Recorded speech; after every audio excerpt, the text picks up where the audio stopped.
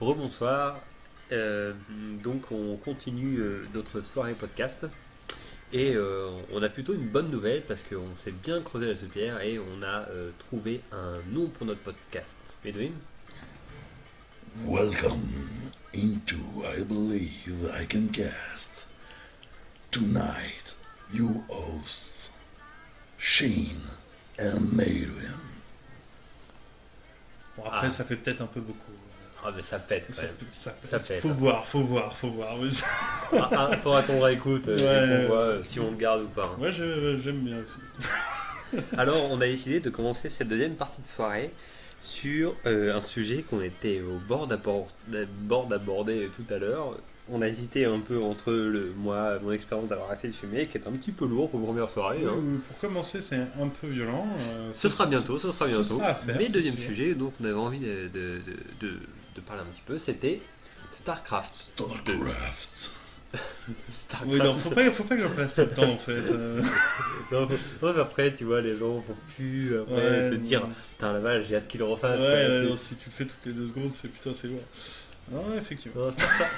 Genre, juste StarCraft 2. StarCraft 2. Emotionless. Tu vois. Ça passe. Donc, ce soir, dans I Believe I Can Cast, StarCraft.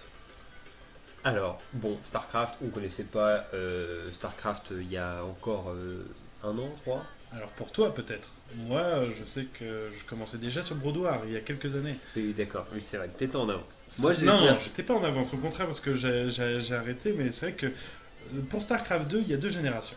Il y a la génération Diablo, on va dire, ceux qui ont connu StarCraft à l'époque des premiers jeux qui étaient très très très moches, faut le reconnaître.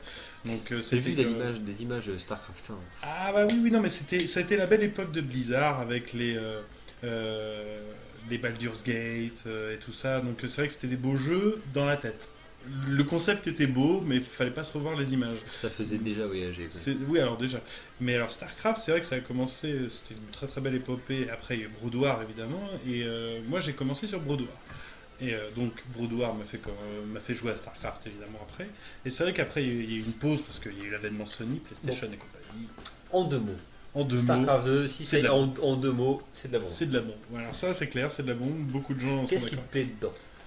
Voilà, les gens qui connaissent pas StarCraft, vous irez voir, vous renseigner, vous faites une pause, vous allez vous renseigner sur ce que c'est StarCraft et vous revenez si ça vous intéresse. C'est pas faux. Alors Ouais, bon, non, comme StarCraft, ça, on passe le côté explication, on peut en venir directement sur le vif. Pourquoi tu aimes StarCraft? Bah, j'aime StarCraft parce que premièrement, et ça, on en avait déjà discuté, pour moi c'est un jeu qui se rapproche énormément des échecs. Dans le sens où StarCraft c'est un jeu de gestion, de combat, de mise en place, qui offre en fait un panel de possibilités infinies, mais qui est juste dans le jeu. Ça veut dire qu'en gros, il y a 3 races, et tout ça, mais c'est... C'est-à-dire que les données sont limitées Voilà. et pourtant les trucs que tu peux faire avec sont illimités. C'est ça, c'est-à-dire que Bon, quelqu'un en tout qui cas, a joué depuis 4 ans, même s'il est meilleur, jouera avec la même armée que quelqu'un qui vient d'acheter le jeu, par exemple. Oui, ça, Et ça, ça, c'est c'est quand même quelque très chose fort. que j'aime beaucoup. Ça, Ça, oui. c'est quelque chose de très très fort, parce qu'au final, c'est pas quelque chose sur la durée, ou comme à World of Warcraft, où évidemment, si tu bâches tous les jours, et que tu t'as pas de vie derrière, t'as un personnage meilleur que les autres. Là, c'est vraiment... C'est... juste. Double face kifferait ce jeu. Moi, il y a un truc que j'aime bien dans StarCraft au-delà de ça, effectivement, je suis assez d'accord avec ça. Aussi, je trouve ça cool, c'est que finalement, les Marines, je trouve qu'ils sont hyper bien représentés dans ce jeu. Ils sont propres, ils vont pas dans les trucs que moi je trouve ridicules, c'est des fois dans les trucs à Warhammer. c'est Shin des joue Terran. Voilà, ouais, alors ils jouent Terran et Machaka joue Protoss. Évidemment, la finesse. Mais bon, revenons au Marines. Au Terran. Au Terran. Gros Terran. Le gros terrain de la Les campagne. QTE. Moi ce que j'aime bien c'est qu'ils sont hyper représentés, ils ont pas les trucs un peu ridicules genre comme les épées que certains marines ont dans les éditions de Warhammer Battle qui sont un petit peu... Oui, les Bah, épées tronçonneuses. ouais alors, voilà, ouais, j'aime vraiment pas du tout. Ils sont vraiment beaux, il y a pas de truc qui est... peut-être les Hellbats sont un peu... J'en fais pas beaucoup parce que je les trouve un peu...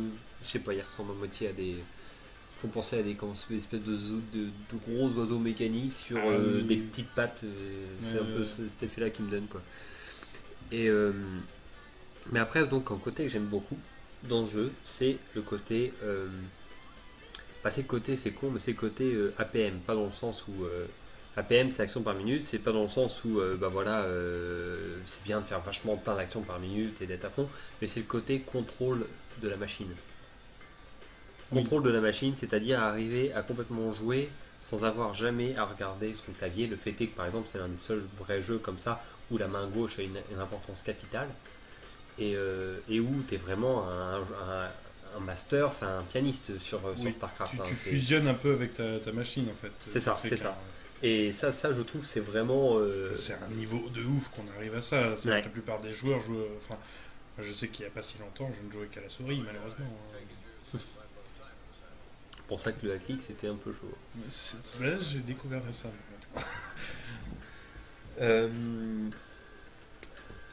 Oui, alors donc ouais, sur quoi on pourrait switcher StarCraft Pourquoi Protoss? Non, alors moi déjà oui, alors voilà, moi je joue Protoss, c'est vrai que je préfère Protoss parce que c'est la nation on va dire un peu élevée spirituellement, comme nous dirait notre ami Koubera. Oui, très bien. Qui joue Protoss d'ailleurs, hein. Y a-t-il un lien? Non mais c'est vrai que moi je trouve qu'il transpire la classe ce mec là, donc c'est le côté on prend de la hauteur, tout ça. Et les Protoss. Alors, les deux à un certain stade, mais ce sera une autre discussion. Mais non, voilà, j'aime beaucoup, Enfin, pour avoir joué au premier StarCraft, j'avoue que dès que j'ai commencé StarCraft 2 dès que j'ai repris StarCraft 2 avec vous et tout, c'est vrai que dès le début, j'étais déjà acquis au Protoss parce qu'il m'avait complètement conquis lors de Brood War. Parce que l'histoire était vraiment sympa et c'est vrai que je me retrouve dans les Protoss, surtout dans le côté scénaristique.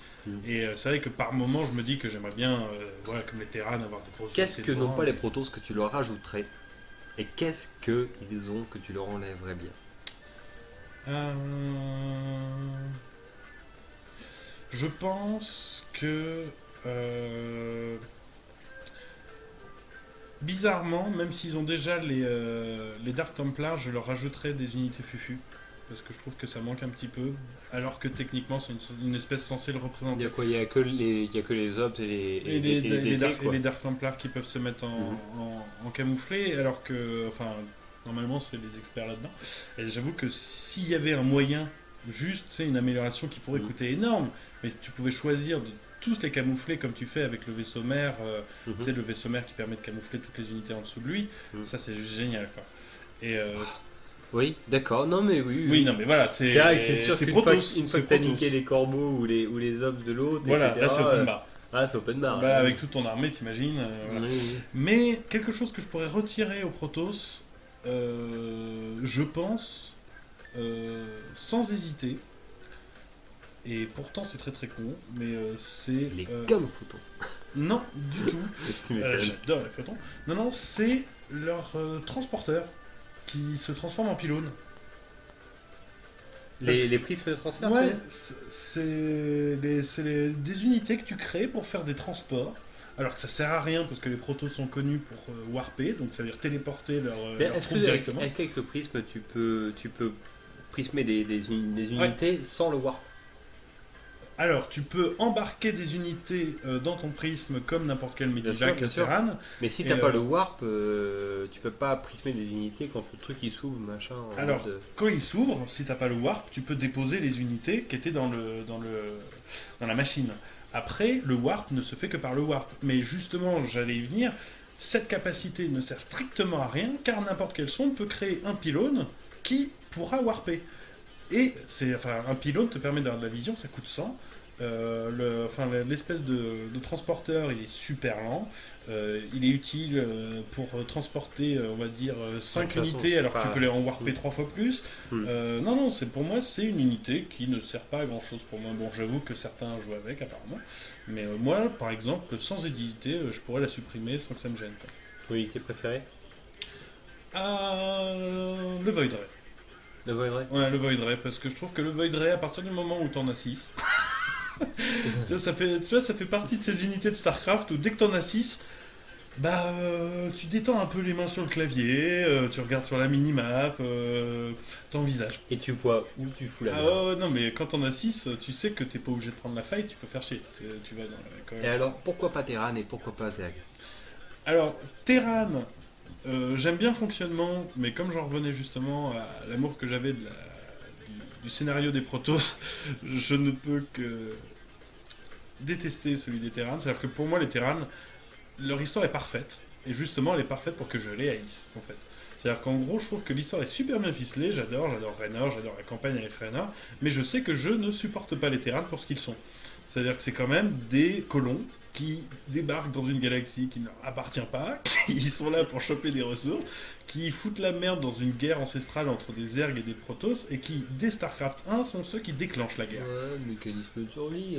Alors, mécanisme de survie, les mecs ils sont en pleine expansion. Hein. C'est-à-dire qu'ils ont leur propre galaxie et tout Ouais. ça, mais non, autant aller dans celle des Ouais, mais Protoss. pour faire des C'est-à-dire bébés. que pour rappeler un petit peu, et ça j'espère que certains iront sur Wikipédia, mais vous verrez à quel point les Terrans ont foutu la merde. C'est-à-dire qu'à la base, les Protoss et les Zerg, ça allait. C'est-à-dire qu'il y a eu une guerre, mais pendant très longtemps c'était peace. Et là, il y a eu des connards qui sont arrivés dans des Avec grosses ton boîtes de gros tank. concert. Ils sont posés, ils ont réveillé des Zergs, ça a réveillé des couvées. Du coup, les couvées ont suivi les Terrans. Les Terrans ont essayé de se planquer sur des planètes où il y avait des colonies Protoss. Du coup, les Zergs sont arrivés pour péter les Terrans, mais ils sont ouais, tombés face aux attends. Protoss. Et voilà, c'est En gros, reparti. t'es en train de me dire que grâce au Terran, il y a StarCraft 2. Alors voilà, exactement. C'est pour ça que je les adore pour les haïr. D'accord, Dans toute ok. histoire, il faut des bâtards. Ok. Et pourquoi pas les Zerg? Alors les Zerg, moi je les adore. J'adore le fonctionnement, l'idée, c'est vraiment. Mais alors, jouer Zerg plus de 10 minutes, ça me donne la gerbe. C'est que t'entends des. Non mais à un moment donné, je veux dire, tu veux créer une unité, t'entends. Non mais t'es prêt à aller au combat, t'es sûr là Parce que t'as- Je crois que le pire, c'est quand t'as une unité qui se fait buter, quoi. Ah non Ah, mais super quoi, t'en fous partout. Ah oui, puis rien que ça, pour pouvoir construire Zerg, il faut que t'aies une queen qui vomisse des litres et des litres de merde pour pouvoir bâtir dessus. C'est quand même moche. Ouais, non, non, mais oui, hein, c'est un peu pour les mêmes raisons pour lesquelles. Moi, il y a aussi un truc que j'aime pas, c'est que ce ne sont que les hatchs qui produisent des unités. Tout le reste à Ça côté, bizarrement c'est. j'aime bien. Moi, j'aime pas. Moi, j'aime bien vraiment, c'est la caserne, la facto, le spatioport. Mais et toi puis- t'es carré quand même. Terran, ça te va bien. Hein. Ouais, non. Mais j'adore la Terran. Les drops, les mines. Ah, les mines c'est cher. Ah, les mines, ouais. Mais c'est pour ça que, enfin, c'est là que les protos, tu vois, qui savent prendre de la distance parce que Le- un photon au final, ça te fait chier avec n'importe quoi, tu vois. C'est ta mine, pouf. De Banshee, pouf. Faucheur, pouf. Mais ça marche aussi chez les airs, c'est ça qui est pas Mhm. Mais bon, à côté de ça, voilà. Les protos, bon, on dira ce qu'on voudra, c'est des diesels, c'est loin à démarrer, quoi. Faut pousser la machine, hein, Ouais, non, c'est une nation ancestrale. C'est vrai que Les mecs, la guerre, le la guerre coup ils l'avaient idiote. oublié depuis quelques centaines d'années. Donc, bon, ah oui, la guerre, on s'en rappelle un peu. On a eu des films dessus. Ça a l'air chaud comme truc. Hein. C'est vrai que dans l'histoire. Et c'est pour ça que j'ai hâte aussi de voir la prochaine extension. Bah oui. Ça va être- ah oui. Il paraît qu'ils n'ont pas rajouté beaucoup de choses, je crois, dessus. Ouais, c'est assez Est-ce compliqué, que je pense, de rajouter des les choses. clés entendent Ils peuvent pas tellement transformer le jeu, je pense. Enfin, pas pour le moment, parce que. Non, mais quelles unités ils vont rajouter, etc. Et enlever. Je suis pas sûr qu'ils vont rajouter des unités. Ils vont peut-être rajouter des bâtiments, mais juste pour rajouter des compétences, tu vois ce que je veux dire. Ouais, peut-être. Parce que des unités, ce serait chaud. Peut-être les retransformer. Parce que quand tu vois entre StarCraft, Brood War, StarCraft 1 et tout ça, et StarCraft 2, Juste, il y a quand même énormément d'évolutions. Je pense que c'est peut-être nécessaire aussi de dire à ceux qui connaissent un peu StarCraft que ceux qui parlent là tout de suite sont argent. Hein. Oui, voilà. Voilà, on n'est c'est pas sûr. des masters non C'est plus. sûr qu'on serait platine, diamant ou master. Bon, je pense qu'on ne parlerait pas de la même manière. On est argent. On a réussi à être platine avec un ami en 3C3, mais. Voilà, en groupe. Voilà, on ne sait pas. Parce que c'est lui qui a fait tout le taf. En 1v1. En 1v1, moi je suis. Je sais plus, moi, je suis aux alentours des 50 argent. Quoi. Ah non, mais pour ceux qui connaissent StarCraft, si jamais un joueur qui s'appelant Speedball vous propose une alliance dans une partie, faites-le, vous verrez. Ça assure. Ça passe. Il est bon. On le remercie beaucoup. Mais non, mais de toute façon, je pense que n'importe qui peut parler de StarCraft sans... Enfin... de son point de vue à lui. C'est-à-dire que c'est un jeu qui est vraiment sympathique et qui, quel que soit le niveau, quelle que soit la personne, enfin, il y a énormément de jeux, enfin, il y a énormément de gens qui se retrouvent dans StarCraft. Alors évidemment, de base, il faut aimer les jeux vidéo, mais à partir du moment où vous aimez les jeux vidéo, je pense que StarCraft est un jeu qui peut vous toucher, ça c'est clair. Hein, donc, Non, bah oui, parce que c'est une petite mise en route, mais le principe est très instinctif finalement, et une fois que tu connais 2-3 principes, tu peux très vite arriver à avoir beaucoup de plaisir. Rien que la campagne. Mais surtout la campagne, parce que c'est vrai que nous maintenant on est dans une phase où on joue énormément en ligne, Ouais. parce qu'on a terminé la campagne et qu'on attend avec impatience D'ailleurs, la prochaine d'ailleurs, je suis à saison. 6% de la campagne, moi qui Non. parle. Non, t'as pas Donc terminé. j'ai ni l'une ni l'autre. Alors justement, alors là ce que je vais dire, ça te concerne aussi, c'est que moi un des gros points forts de StarCraft, et ça m'arrive de le faire, c'est que les concepteurs de StarCraft se sont vraiment troués le cul dans StarCraft 2 pour faire des cinématiques qui envoient du lourd. C'est-à-dire qu'en gros, dans StarCraft 1 et Brood War, c'était donc les débuts, enfin pas les débuts, mais on commençait à faire des jeux vidéo qui envoyaient du pâté. Donc on voulait mettre des scénarios, on voulait mettre des trucs, on voulait que ça envoie du stock, mais les cinématiques ne suivaient pas. C'est-à-dire que c'est l'époque des Tekken 2, où en fait pour faire les cinématiques, on reprenait exactement le même mode de jeu, mais on changeait l'axe de la caméra. Donc c'était vraiment le même graphisme, et donc très pixelisé, très très moche. Et donc, sauf la vidéo d'entrée de Brood War, où là ils avaient eu affaire à une équipe d'animation, et donc là c'était classe. Mais dans StarCraft 2, il y a vraiment l'animation du jeu et l'animation des cinématiques. Parce que certaines cinématiques valent vraiment des courts-métrages tout seuls qui sont vraiment bons, quoi.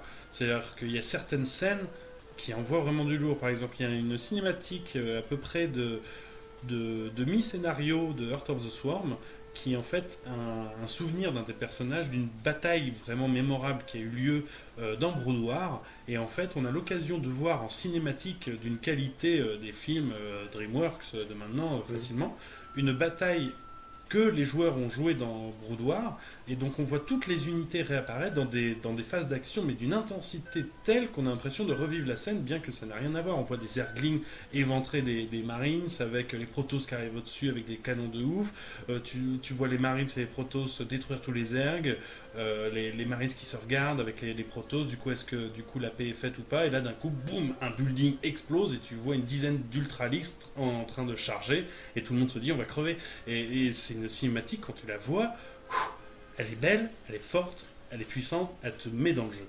Et moi, enfin, les joueurs, justement, tu me dis t'es à 6%, moi je dis c'est dommage. Parce que le mieux dans StarCraft, c'est vraiment de s'imprégner de l'histoire. Après, depuis que là, je vais bientôt partir vivre au Maroc, je vais avoir une connexion qui va être très douteuse. Je me dis que bah, voilà, c'est que si ma connexion bug, et bah, je pourrais me rattraper sur la campagne. C'est pour ça que là, je m'y lance pas encore. Je pense que c'est vraiment un truc que je pourrais commencer. Surtout que tu as des unités et des bâtiments en plus dans la campagne. Et je pense justement, on en revenait à ça, pour la prochaine extension de Protoss, je pense que le mode en ligne ne va être optimisé que dans les rapports au jeu, mais que par contre dans la campagne, ils vont rajouter des unités, ils vont rajouter des trucs de ouf, voire même possiblement une nouvelle nation. C'est-à-dire que ça, j'y pas jouable, mais je pense que l'histoire même de non. StarCraft, donc si des gens nous écoutent et ne connaissent pas l'histoire, ils peuvent aller sur Wikipédia, mais dans StarCraft, il y a une nation antérieure aux Zerg et aux Protoss qui est en fait la nation qui a créé, enfin l'espèce qui a créé les Zerg et les Protoss. En fait, en jouant avec ses propres gènes, cette espèce-là a séparé sa sagesse de sa sauvagerie, et ça a créé les Protoss d'un côté, les Zerg de l'autre. Et donc, c'est cette nouvelle nation qui a une fusion parfaite entre les deux espèces, au final, vu que c'était le cas à la base. Je pense que dans la nouvelle extension, on pourrait être amené à l'affronter. Et donc, avoir des créatures qu'on n'oserait même pas imaginer, ou des bâtiments qu'on n'aurait jamais vus. Et ça pourrait envoyer du pâté. Sans avoir forcément à changer les rapports dans le jeu en ligne. Ok. Oui. Oui, d'accord, pourquoi pas. Moi, oui, d'accord, pourquoi pas. Ouais. Après, des suppositions et, on va dire, des pronostics, il doit y en avoir une centaine par forum, et au moins des milliers de forums par continent. Donc, il y a énormément de possibilités, et je pense que même les concepteurs, ils doivent puiser là-dedans aussi. Parce que le meilleur moyen de satisfaire les fans, c'est au final de s'inspirer de ce qu'ils veulent. Mais Mais je pense que de toute façon, enfin, StarCraft, même si certains disent que c'est en perte de régime en ce moment, moi j'ai pas peur. Je sais que même s'il y a une perte de régime, au moment de la sortie du proto, ça va se relancer. Je pense qu'au bout d'un moment, ça va retomber, ce qui est normal. Et dans quelques années, on aura StarCraft 3. Et là, celui-là, faut même pas qu'on l'attende parce que ça va être comme pour StarCraft 2. Moi, je sais que StarCraft 2 est tombé à un moment donné où je commençais même à ne plus jouer à StarCraft 1. C'est-à-dire que je l'avais toujours sur mon PC. Ouais. Mais en fait, le truc, c'est que moi, StarCraft Brood War, j'adorais ce jeu. Et à un moment donné, il y a eu Bataille pour la Terre du Milieu. Qui est quand même un jeu de ouf, qui est un peu dans le même style, vaguement. Mais c'est vrai que quand j'ai eu Bataille pour la Terre du Milieu, les extensions et tout ça, et quand je voyais le même genre de jeu que StarCraft, mais avec des graphismes magnifiques, avec des histoires et tout ça, c'est vrai que du coup, je me disais, quitte à faire le même genre de jeu, autant jouer sur Bataille pour la Terre du Milieu. Tu vois. Et c'est vrai que quand StarCraft 2 est revenu, eh ben, ça m'a même redonné envie de rejouer à Brood War, et j'ai reterminé les campagnes Brood War juste pour le plaisir de m'entraîner. C'est...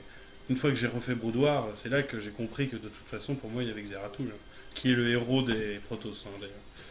Alors, pour dire qu'on a fait le sujet StarCraft, à ton avis, est-ce qu'il y a encore d'autres choses à voir autour de StarCraft il y a énormément de choses à voir. Non, mais là, est-ce qu'on va les évoquer voilà, ce soir? Je pense que est-ce là, qu'il y a quelque chose qui te plairait d'aller voir sur ce sujet-là? Là, tout de suite à chaud, je vois pas. On pourrait parler justement du côté compétition qui est en ligne et tout ce que ça implique, les soirées qui tournent autour de StarCraft où on se retrouve à 3 ou 4, tous connectés, à vouloir monter en ligne et tout ça, à se donner des conseils, machin. Enfin, c'est vrai que c'est des trucs de ouf.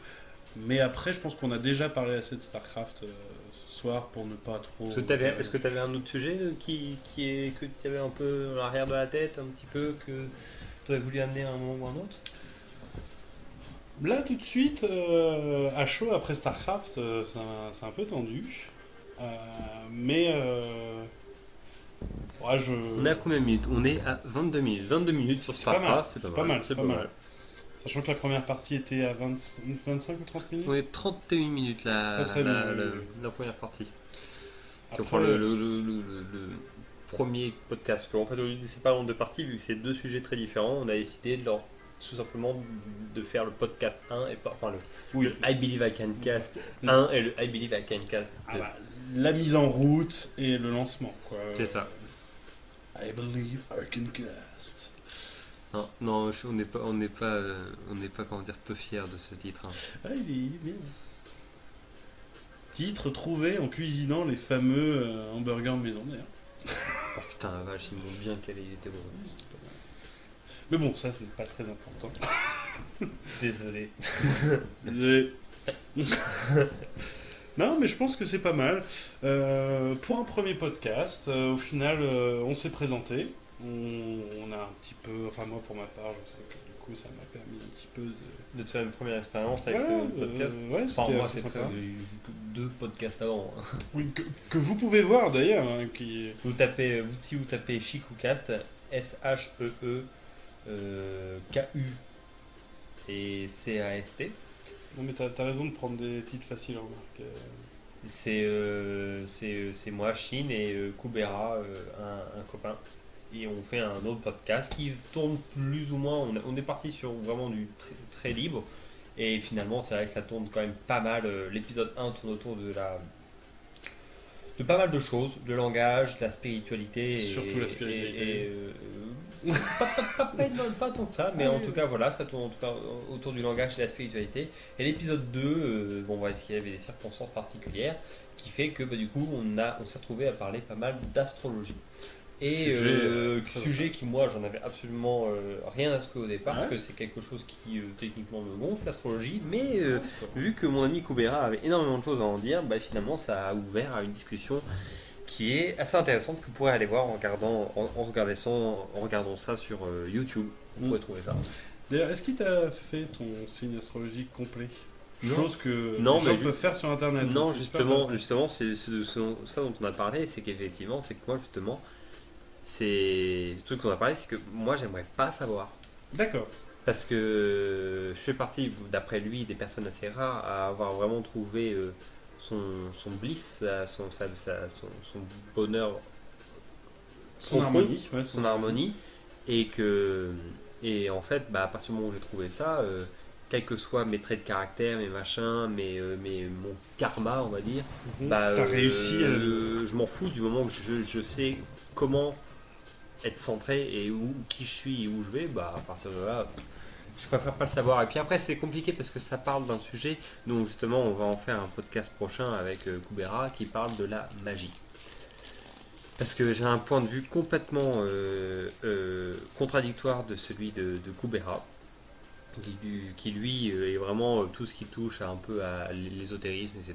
Quelque chose qui vraiment l'intéresse d'avoir de l'info, avoir de la connaissance et avoir de la compréhension de tout ça. Alors que moi, c'est très sommaire, hein, attention. C'est pour ça qu'un podcast est nécessaire d'au moins 1 heure à ce sujet. C'est que moi, je pense que justement, la magie doit être respectée et ne marche que quand on lui fait confiance aveuglément. Et voilà de quoi est la question. Mais donc voilà, Si cela vous intéresse, vous pouvez donc aller voir ce podcast. Qu'est-ce qu'on fait, Jackal? Tu veux encore compter quelques minutes ou est-ce qu'on peut se donner une fin là? Je pense que là, on a fait le tour du premier. Ouais. Et, On va effectivement, pas manquer d'idées à mon avis pour les lancer ça autres. pour les prochains. Et effectivement. Et en attendant la suite, on n'oublie pas de souhaiter tout ce qu'on peut souhaiter aux auditeurs très peu nombreux Merci qu'il doit y beaucoup avoir. de nous avoir écoutés. Et d'avoir pris le temps surtout, hein, c'est très important. Si vous êtes 5, merci à vous les 5. Surtout, et si vous êtes 2, tant pis pour vous. Surtout si vous êtes les potes et la famille, c'était très sympa. Et surtout qu'à un moment donné, il faut penser à aller se coucher. Parce que ce genre de choses, allez pas nous mentir, vous faites ça avant de vous coucher parce qu'il n'y a plus rien sur Meme Center. Donc, allez vous coucher. Bon voilà, on vous remercie, on vous souhaite une bonne semaine et on vous dit à la semaine prochaine. Et comment on fait pour quitter Ouais, tu fais ça. À Ciao vous tout les le monde. studios.